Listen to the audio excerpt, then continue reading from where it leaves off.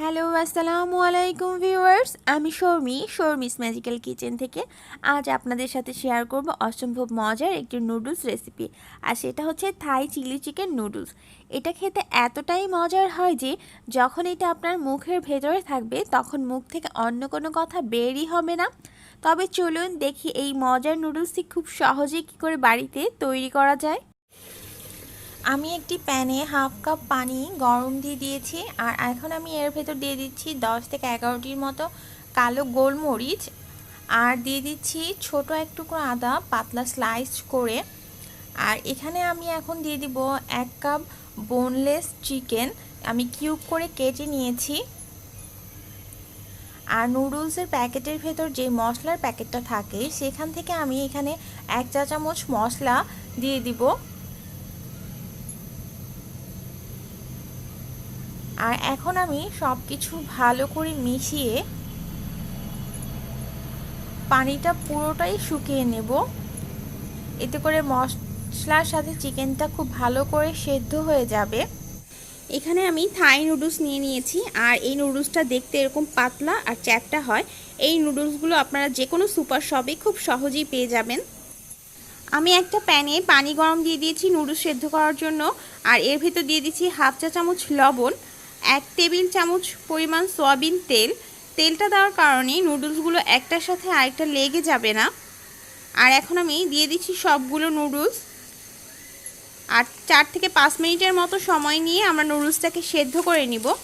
আর আমি এখানে নুডলসগুলোকে আস্তই দিয়ে দিচ্ছি, আমি নুডলসগুলোকে ভাঙিনি, কারণ থাই নুডলস রান্নার সময় নুডলসগুলো আস্তই থাকে। এই নুডলসগুলো সিদ্ধ হতে খুব বেশি সময় লাগে না, 4-5 মিনিটের মধ্যেই দেখবেন নুডলসগুলো খুব সুন্দরভাবে সেদ্ধ হয়ে যায়।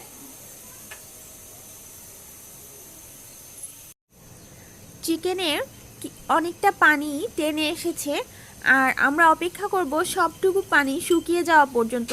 আর সবটুকু পানি যখন শুকিয়ে যাবে তখন আমরা চিকেন থেকে আদা আর গোলমরিচটাকে বেছে নিব, শুধু চিকেনটা ইউজ করব। 4-5 মিনিট পর আমি চেক করে নিচ্ছি নুডলসটা সেদ্ধ হয়েছে কি না। আমি হাতের সাহায্যে একটু টিপে দেখব যে ভেতরে যদি কোনো শক্ত থাকে। না, একেবারেই শক্ত নেই, সুন্দরভাবে নুডলসটা সিদ্ধ হয়ে গিয়েছে। যদি একটু শক্ত থাকতো তাহলে বুঝতাম যে নুডলসটা সেদ্ধ হয়নি। এখন এটা আমি পানি ঝরিয়ে নিচ্ছি। এখানে আমি একটি বোল নিয়ে নিয়েছি, আর আমি এখন নিয়ে নিচ্ছি 1 কাপ চিলি সস। এখন আমি দিয়ে দিব 2 চা চামচ অরিগ্যানো, 2 চা চামচ পাপরিকা পাউডার। আর নুডলসের প্যাকেটের ভেতর যে মশলার প্যাকেটটা থাকে, এখন আমি সেই মশলাটা দিয়ে দিচ্ছি। এখানে 1 টেবিল চামচ পরিমাণ মশলা হবে। আর একটা হ্যান্ড উইক্সের সাহায্যে আমি ভালো করে সসের সাথে সব মশলাগুলোকে মিশিয়ে নিচ্ছি। এই নুডলসটা রান্না করার জন্য আমাদের আলাদা আর কোনো মশলার প্রয়োজন হবে না। আমরা এই সসের সাথে যে মশলাটা মিশিয়েছি সেটা দিয়ে নুডলসটাকে রান্না করে নেব। আমি নুডলসটাকে ঢেলে ঠান্ডা পানি দিয়ে ধুয়ে সবটুকু পানি চুলায় একটি প্যান দিয়ে দিয়েছি, আর এখানে আমি 2 টেবিল চামচের পরিমাণ বাটার দিয়ে দিয়েছি। বাটারটাকে আমি একটু নেড়ে মেল্ট করে নিচ্ছি। আর এখন আমি এর ভেতরে দিয়ে দিচ্ছি চপ করে কেটে নেওয়া রসুন 1 টেবিল চামচ পরিমাণ।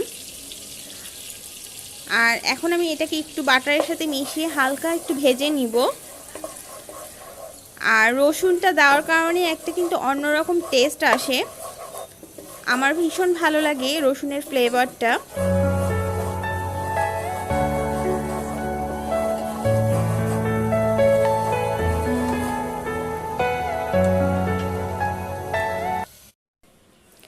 এখন আমি একটা ডিম ফিটে অল্প অল্প করে ঢেলে দিচ্ছি।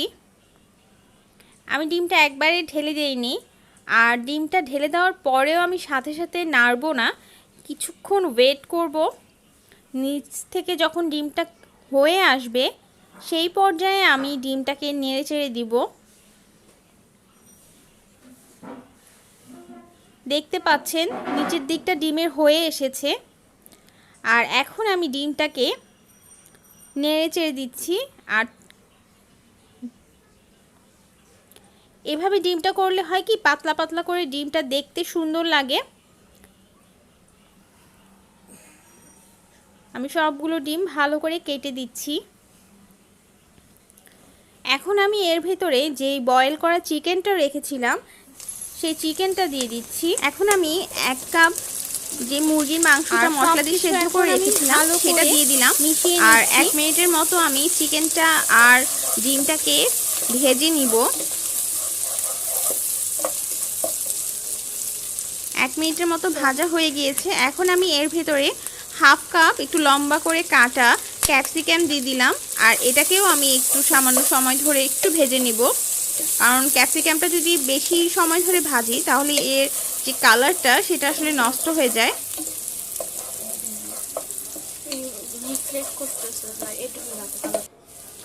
এখন আমি এর ভেতরে যেই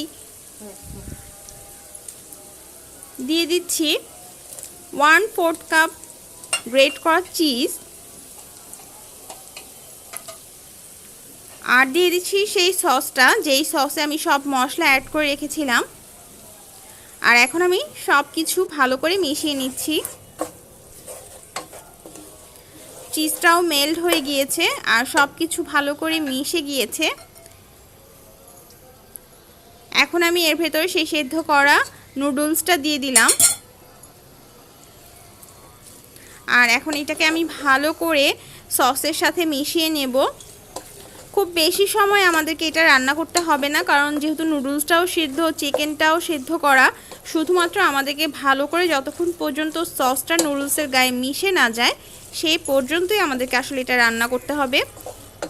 ভালো করে মেশাতে হবে যেন সবগুলো নুডলসের গায়ে সসটা ভালো করে মিশে যায়।